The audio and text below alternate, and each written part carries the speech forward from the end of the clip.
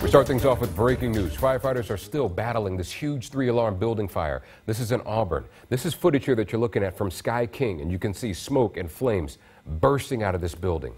Now, we also want to show you a live picture of how the fire is looking right now as firefighters continue to hose down those flames. Now, according to a property management website, there are apartments and commercial spaces in this building, and stores are along the main street. King 5's Ryan Takei was live at that scene. We spoke with, he actually spoke with a couple who lives at that building. Ryan, what's the latest? Yeah, and we'll talk to the Browns here in just a little bit. Want to give you a live look, though, of the firefight. There are, by my count, at least 3 of these large fire truck apparatuses being used and the hoses being used.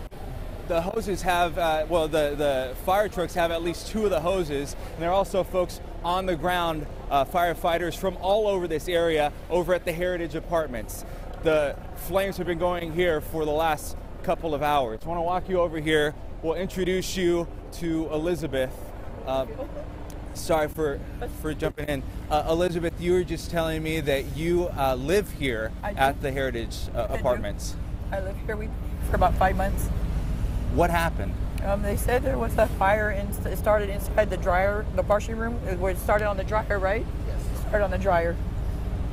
And someone got you out, or how'd you hear about it? He was out paying the rent. My husband. He's off camera. My husband was paying the rent, and he came back in. I said, "What is that sound? What are those alarms going off?" So he walks out, and he comes back in, and he's having a hard time breathing. He said, "We got to get out. We got to get out." I said, "I'm not going anywhere. Why do we got to get out?" He said, "We got to get out, honey. There's a fire. We got to get out." So then we're trying to get out, and he went one way back into the apartment because we couldn't find our keys. So he went back in to get the keys, and then the fire department's telling us to get out. I said, "I'm not going to leave my husband. You got to find my husband first." And then we went out. I went out the front, and he went out the back, and then we came to the front. You found him. There he is. I noticed you're on oxygen. I am.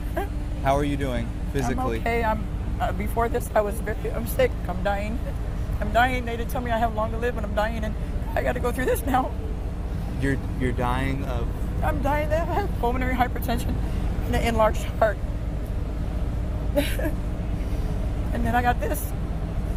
You've lived here for 4 months. Before that?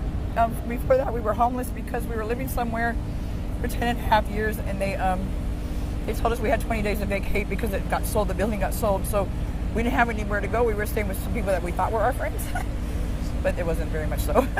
Hold on. So you were homeless before you moved here? Yeah. Yeah. What does that mean? You were out on the street, or you were? We were in a hotel for a while because we were staying with some people paying rent there, so we could save up our money to get a place, because you have to first last on all that. Save up our money to get a place, but they were not being very nice to us. So we went to a hotel. We stayed in a hotel. Here. This 1-bedroom apartment, unit 6. Unit 6. Unit 6. Yeah.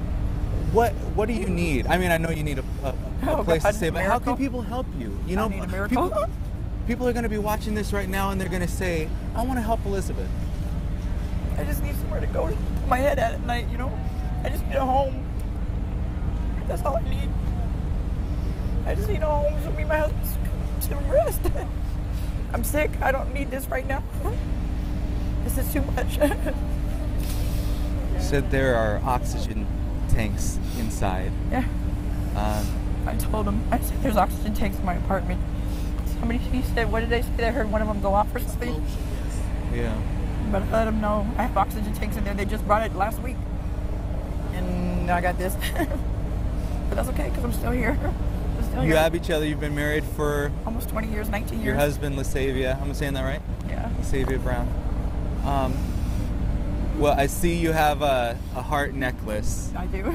What is that? What's the significance of that? Because I have a failing heart. And so my husband gave it to me because it beats all the time. The way it's designed is it beats all the time, and that's why he gave it to me. Because my heart's failing. How many people lived in this building with you? It was 36 units. 36 units. I know there was a couple vacancies, but I'm not quite sure how many people were in there. A lot. Enough that they don't even know what they're going to do. Everybody's life is upside down right now.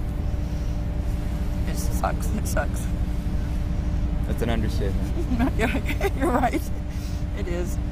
Elizabeth, we're going to stay with you. You have my number so we can keep in contact. Hopefully, we're going to get the Red Cross or whoever's going to be helping. I'm sure a bunch of people are going to be trying to help you and your husband. Could we go over there and get something warm to drink? Yeah. Okay, cool. And we'll keep in touch with you, okay? Yeah, I'll take that. Okay, cool. All right. Thank you. So that's the latest. That's Elizabeth and her husband. We're going to send it back to you.